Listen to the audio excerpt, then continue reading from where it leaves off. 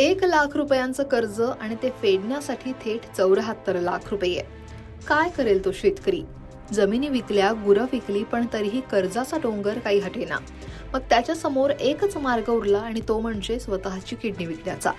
चंद्रपूरच्या एका शेतकऱ्याच्या या हतबलतेतून उघड झालंय एक आंतरराष्ट्रीय मानवी अवयव तस्करीचं भयानक रॅकेट. महाराष्ट्र, तमिळनाडू ते थेट कंबोडियापर्यंत पसरलेल्या या किडनी रॅकेटचा हा मोठा पर्दाफाश.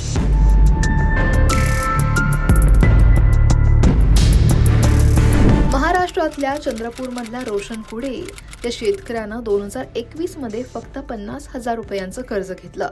पण सावकाराच्या जाचापायी आणि व्याजाच्या डोंगराखाली तो इतका गाडला गेला की काही वर्षातच हे कर्ज 74 लाखांवर पोहोचलं.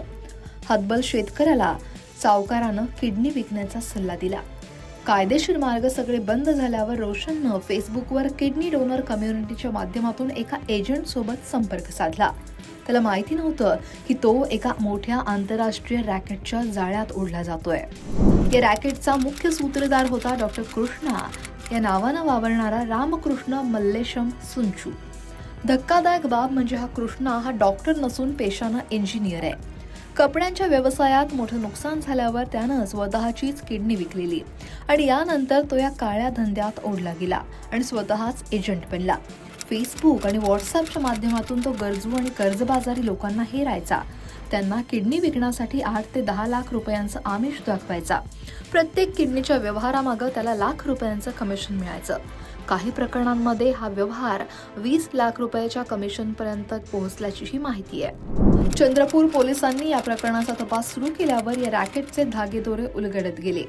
रोशन कुडेला पहिल्यांदा कोलकाता इथं वैद्यकीय तपासणीसाठी नेण्यात आलं आणि त्यानंतर थेट कंबोडियाची राजधानी फामा पेन इथं एका मिलिटरी हॉस्पिटलमध्ये त्याची किडनी काढण्यात आली.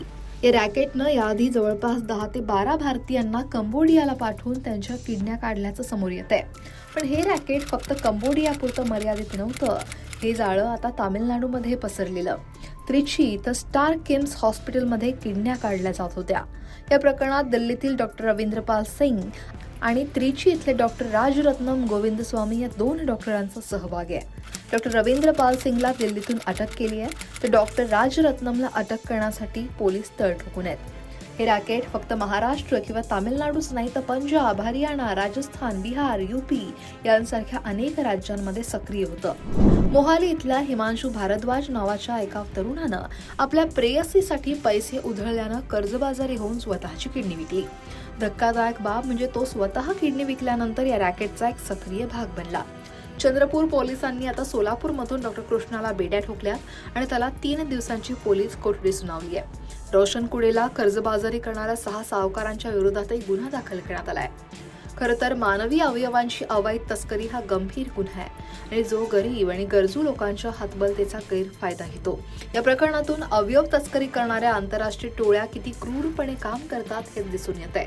चंद्रपूर पोलिसांनी हे मोठं रॅकेट उघडकीस आणून अनेक निष्पाप लोकांचे प्राण वाचवलेत.